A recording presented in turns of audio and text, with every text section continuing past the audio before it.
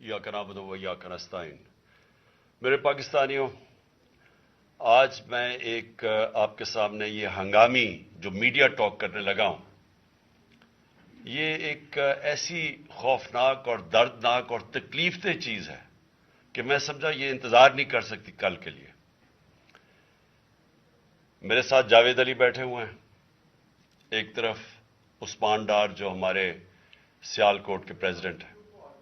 मैं जरा अब आपको सिर्फ बताना चाहता हूं कि यहां हो क्या रहा है इस मुल्क में।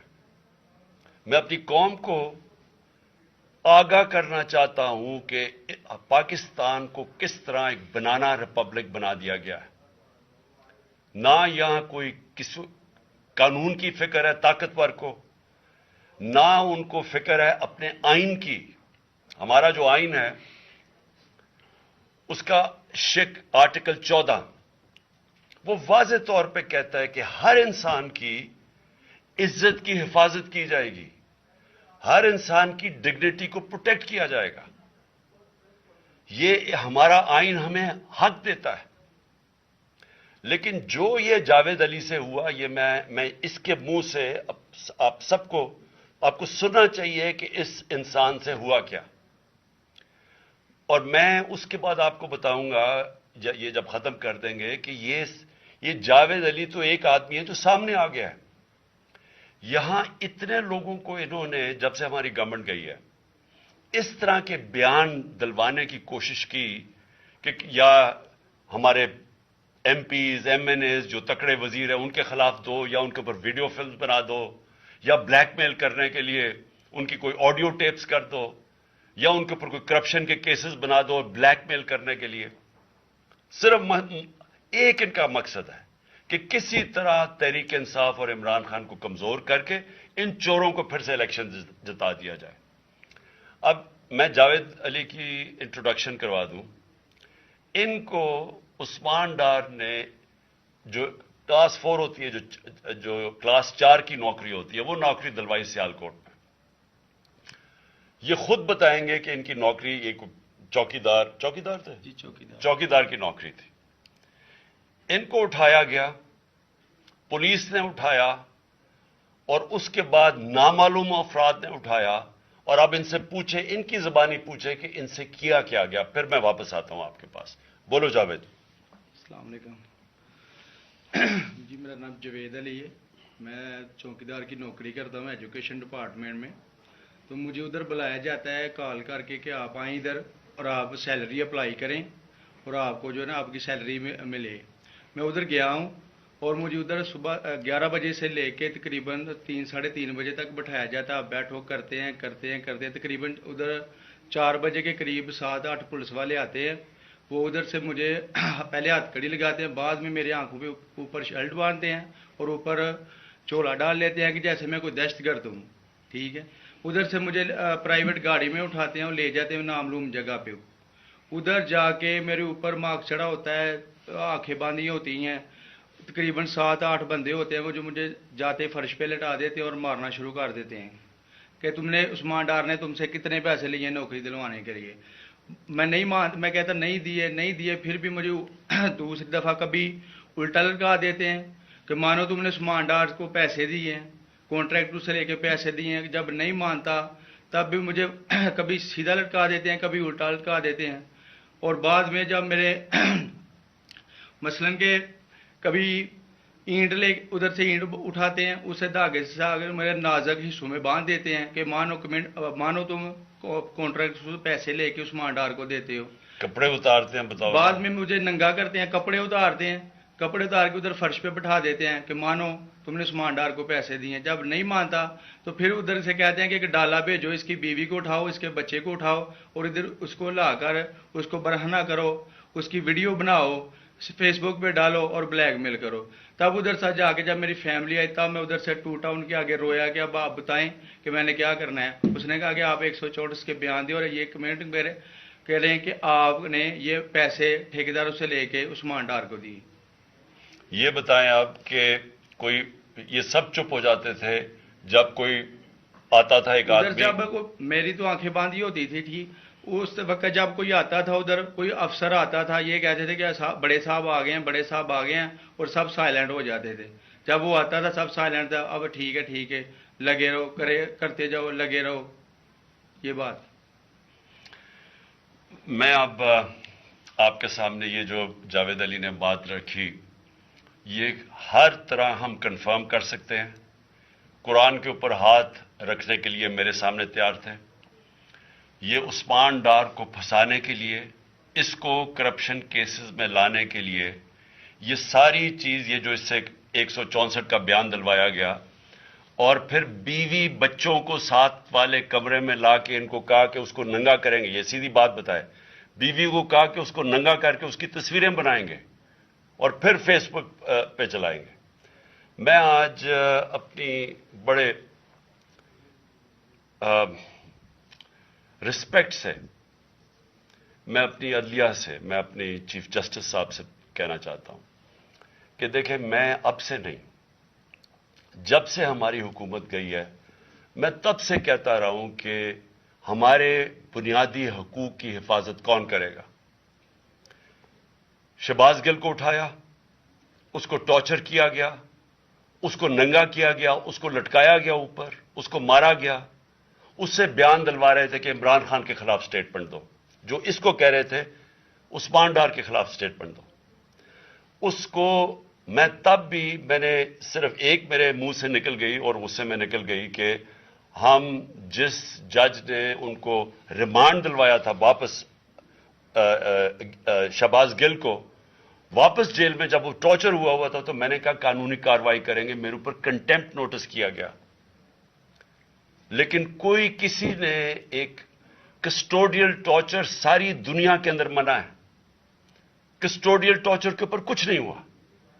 پھر اعظم سواتی کو اٹھایا گیا اور ساری قوم کے سامنے جو اعظم سواتی نے اپنے زبان سے بتایا کہ اسے کیا گیا ہے، ایک ٹویٹ کے اوپر، اس کا صرف ایک ٹویٹ کر دی تھی اس نے کہ NRO2 باجوہ نے دیا، جو سب قوم جانتی ہے.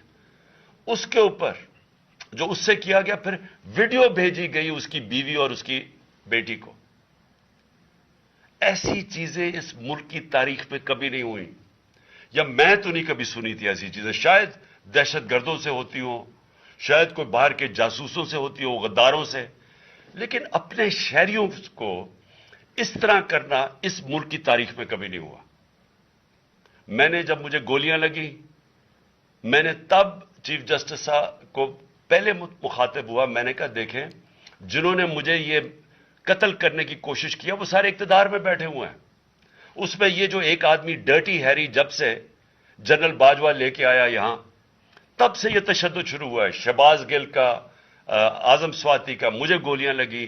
یہ جو داستان آپ سن رہے ہیں، سوشل میڈیا کے بچوں سے پوچھیں، جب سے یہ آدمی آئے ان سے اٹھ کے کیا ہوا. ان کو بند کمروں میں کپڑے اتارے گئے، ذلیل کیا گیا. ایک ماں باپ نے مجھے کال کی، انہوں نے کہا ابھی تک ان کا بیٹا نارمل نہیں ہوا. اس سے اوپر اتنا تشدد کیا کہ وہ ابھی تک نارمل نہیں ہوا. اور میں ان کو کہا، جس طرح اس کو جاوید کو کہا میں نے سامنے آؤ، سب ڈرتے ہیں، نامعلوم افراد سے سب ڈرتے ہیں، اور کوئی کسی قسم کی پروٹیکشن کسی کو نہیں ہے، کیونکہ یہ قانون کے اوپر ہے، یہ جو مرضی کر لیں، کوئی ان کو بچانے والا نہیں ہے. کوئی جاوید جیسے انسانوں کو جب یہ کرتے ہیں، اس کو پھر دھمکیاں دی گئی کہ تم نے یہ بتانا کسی کو نہیں ہے، تو ہم یہ کر دیں گے، ہم تمہیں یہ مروا دیں گے. تو یہ اس ملک کی، ہمارے پاس تو ایک ہی راستہ ہے، اور مجھے پتا ہے کہ عدلیہ کے اوپر پورا اٹیک ہے، یہ مافیا کا. یہ پولیٹیشین نہیں ہے، یہ مافیا ہے جو ٹیپیں بناتا ہے ججز کی، جو ہر قسم کی بلیک میل کرتا ہے. انٹیریئر منسٹر ٹیپ چلا رہا ہے کسی کی، یہ بالکل غیر قانونی چیز ہے. وہ جج کی ٹیپ چلا رہا ہے، وہ اس کی مریم وہ ٹیپ چلا رہی ہے کسی ارشد ملک جج کی، کبھی ثاقب نثار کی ٹیپ چل رہی ہے. یہ کسی مہذب معاشرے میں یہ چیزیں نہیں ہوتی. یہ کنٹرول کے لیے، عدلیہ کو کنٹرول کے لیے صرف یہ سارے حربے استعمال کیے جا رہے ہیں. میں آج اس پلیٹ فارم سے اپنے چیف جسٹس اور اپنی ہائر جوڈیشری کو، امید تو صرف آپ سے رہ گئی ہے. اس وقت جو جس طرح کا ظلم کیا جا رہا ہے، یہ نامعلوم افراد جو کر رہے ہیں اس ملک کے ساتھ، اور خاص طور پہ جو ڈرٹی ہیری ہے، میری ساری انہوں نے، یہ کیسے ہو سکتا ہے کہ میری جو ساری جے آئی ٹی کی رپورٹ تھی، جو انہوں نے فورینسک ایویڈنس جمع کی ہوئی تھی، وہ ساری ختم کر دی ہے. ان 4 آفیسرز کو پھر اوپر بٹھا دیا ہے جن کے اوپر پروسیکیوٹر جنرل نے کہا تھا کہ انہوں نے میری جے آئی ٹی کی ایویڈنس سیبوٹاج کرنے کی کوشش کی. اس نے ٹیررزم کورٹ کو بتایا ہے، ان کو واپس لا کے اوپر بٹھا دیا ہے. یعنی اس سے انصاف ملے گا؟ ساری ایویڈنس ختم کر دی ہے. تو ہمیں کدھر جائیں گے ہم؟ میری ریکویسٹ ہے چیف جسٹس صاحب، یہ جاوید علی کی، اس کے اوپر سوٹ موٹو ایکشن لیں، پتہ چلائیں کہ یہ کون لوگ ہیں. اور اوپر سے اس نے نامعلوم افراد نے اس سے سنا کہتے ہوئے کہ پولیس کے اوپر سارا الزام لگانا، پولیس کو پنچنگ بیگ بنانا، اور کچھ نہ کہنا، نہیں تو ہم تمہیں یہ کر دیں گے، مار دیں گے. دیکھیں جی، وقت آ گیا ہے. میں اپنی جوڈیشری سے یہ کہنا چاہتا ہوں کہ یہ جو بھی آپ کا سب سے بڑی جوڈیشری کی سب سے بڑی ذمہ داری ہمارے بنیادی حقوق کی حفاظت کرنا ہے. یہاں جس طرح یہ رجیم چینج کے بعد جس طرح بنیادی حقوق ختم کیے گئے ہیں، لوگوں کو لاوارث چھوڑ دیا ہے، سمجھ نہیں ہے لوگ جائیں کدھر انصاف کے لیے. ہم نے ایک پرامن احتجاج جیل بھرو تحریک شروع کی. جو لوگوں کو اٹھا کے لے کے جا رہے ہیں، ان کو کپڑے نہیں دے رہے ہیں، ان کو دور دور لے گئے ہیں، کسی کو اٹک ڈرانے دھمکانے سے خوف پھیلا رہے ہیں. ایک طرف ایک پرامن احتجاج تاکہ ملک میں نقصان نہ پہنچے. اب ہماری قوم آگے مشکل میں ہے، مہنگائی میں ڈوب گئی. کبھی پاکستان کی تاریخ میں 41% مہنگائی انفلیشن نہیں ہوئی. چھوڑ کے گئے تھے 12% تھی، آج 41% ہے. ہم اس کے احتجاج کریں کہ چور اوپر بٹھا دیے، این آر او مل گیا ہے، پکڑ کے یہ حالات ہوتا ہے. سب کو ڈرانا دھمکانا، جرنلسٹ کو، صحافیوں کو، ٹی وی چینلز کو. تو میں صرف چیف جسٹس صاحب اور آپ اپنے سپریم کورٹ سے آج خاص درخواست کرتا ہوں کہ یہ جاوید علی کی کہانی سنیں، پوچھیں کون ذمہ دار ہے. کہیں تو لائن ڈرا کریں کہ اب ان کو خوف تو ہو کہ کوئی کھڑا ہے ان کے لیے، عوام کے لیے، عوام کے ساتھ کھڑا ہے. کوئی تو ایکشن لیں تاکہ عوام کو کوئی حوصلہ ہو کہ ہماری عدلیہ ہمیں بچائے گی. کون بچائے گا جاوید؟ سوچیں کہ بیوی بچوں کو ساتھ والے کمرے میں جا کے کہتے ہیں اس کو ننگا کر کے ہم اس کی تصویریں بنائیں گے. یہ کون سے معاشرے میں ہوتا ہے؟ یہ کوئی غدار ہے؟ کوئی ایک چوکی دار کی کلاس 4 کی نوکری کر رہا ہے، اس سے اٹھا کے یہ کیا کہ جی اس کے خلاف ایویڈنس دے، کہ وہ دیکھیں جی کتنا آپ نے اس کے لیے کتنی، پتہ نہیں کدھر سے اس نے کلاس 4 کے چوکی دار نے پتہ نہیں کیسے پیسے بنا کے دینے تھے اس کو، لیکن کوئی ایویڈنس مل جائے تاکہ کسی طرح تحریک انصاف کا جو سیالکوٹ کا ہمارا ڈسٹرکٹ کا پریزیڈنٹ ہے، اس کو کسی طرح گندا کیا جائے اور اس کو کسی طرح نااہل کیا جائے، کسی طرح اینٹی کرپشن میں آ جائے. اور یہ ہے پنجاب کی جو انہوں نے کیئر ٹیکر گورنمنٹ، یہ جو ایک بددیانت دار ایک میں اس کا نام مجھے سمجھ نہیں آتا کہ ایسا گھٹیا چیف الیکشن کمیشن اس ملک کی تاریخ میں نہیں آیا کہ شرم نہیں آئی کہ نیوٹرل کیئر ٹیکر یہ حرکتیں کرتا ہے. یہ نیوٹرل کیئر ٹیکر کے نیچے ہو رہا ہے.